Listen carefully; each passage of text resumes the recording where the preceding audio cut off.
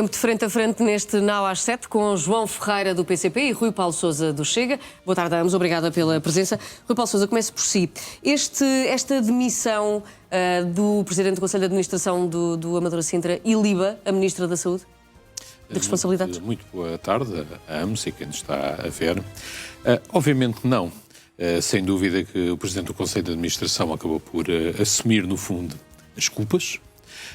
Como tem sido hábito, aliás, relativamente à saúde em Portugal, a Ministra nunca assume culpas nenhumas, entretanto, há sempre alguém que vai assumindo e se vai demitindo, caso após caso. É óbvio que ela pode não ter tido a responsabilidade do que aconteceu à mulher grávida, mas o que é facto é que as políticas de saúde que este governo tem levado para a frente, tem levado com o aval do próprio Ministro e do próprio Primeiro-Ministro, a sua tentativa de tornar o sistema eficaz... Quem tem mais responsabilidade, a Ministra da Saúde ou o Primeiro-Ministro? É assim, obviamente que o Primeiro-Ministro também tem responsabilidade, mas ele tem uma responsabilidade global pelo governo em si. Agora, a Ministra, vamos lá ver, a Ministra, no fundo, quando uma Ministra perde o controle do sistema de saúde, perde a confiança dos cidadãos, então, neste caso, eu diria que o demitir-se já não é uma opção, mas sim um dever. Este reforço e esta inversão de situação, Rui Paulo Sousa? Antes de responder isso, também é preciso não esquecer que isto já vem dos governos socialistas, onde o PCP também fez parte... Não fez parte dos governos, mas fez parte do apoio à geringonça, que acabou por validar, no fundo, este tipo de políticas. Portanto, mas se isto é um problema do passado... A razão de não aprovação do orçamento de 2022, a razão de não aprovação desse orçamento foi precisamente a recusa do PS... Durante anteriores. Não, mas a recusa do PS...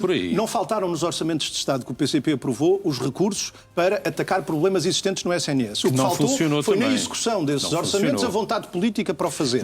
E em 2022, a não aprovação do orçamento, entre outras coisas, teve a ver precisamente com a indisponibilidade do PS de investir no Serviço Nacional de Saúde aquilo que já era visível para todos que era necessário investir. Mas o que é facto é que isto já é um problema que dura desde sempre. Porque nós, é assim, desde que eu me lembro, já tenho há algum tempo, não é?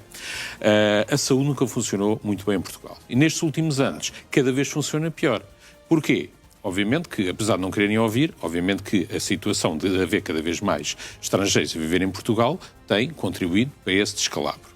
As soluções, obviamente que... É essa a solução que o Chega apresenta para reestruturar a saúde? Não é essa a solução.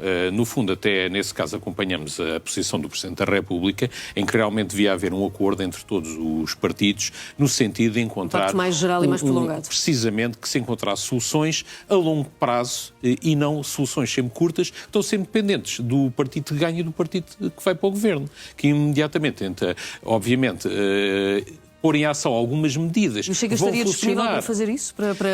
Obviamente estamos disponíveis para falar... a essa recomendação por parte do Presidente da República? Estamos disponíveis para falar sobre o assunto e tentar chegar a um acordo que permita criar realmente um plano de saúde a longo prazo e não simplesmente a curto prazo, que não tem funcionado como temos visto.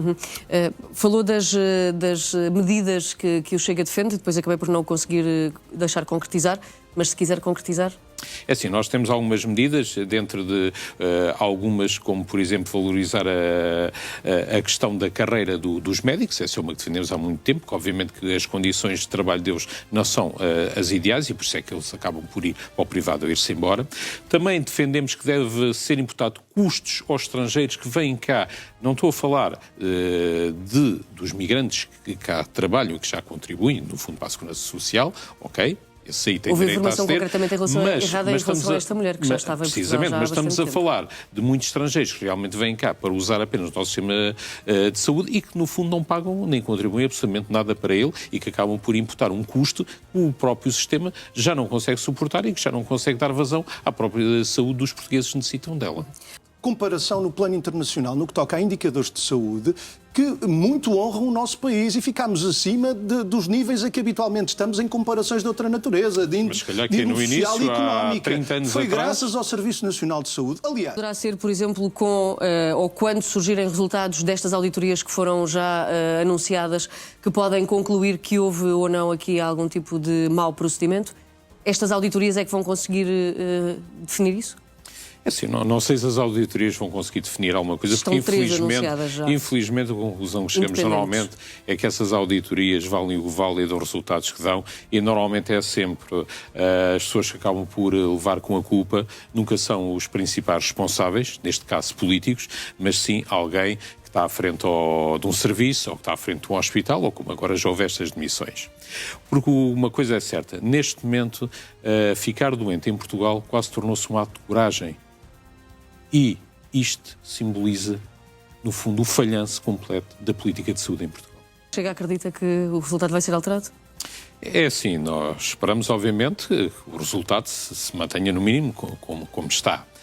Obviamente não sabemos até ser apurada esta última mesa. De toda maneira, não podemos deixar de notar que todo este processo, no fundo, nesta junta de freguesia começou muito mal, porque os próprios votos sem mobilidade, a situação de não haver o quadrado para os votos do Chega, portanto, estamos a falar de uma situação que toda começou erradamente.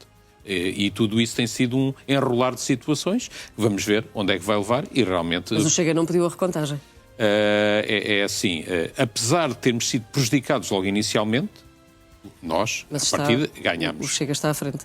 E o Chega está à frente neste momento. Rui Paulo Sousa, João Ferreira, obrigada pela presença de ambos neste Frente a Frente. Boa tarde.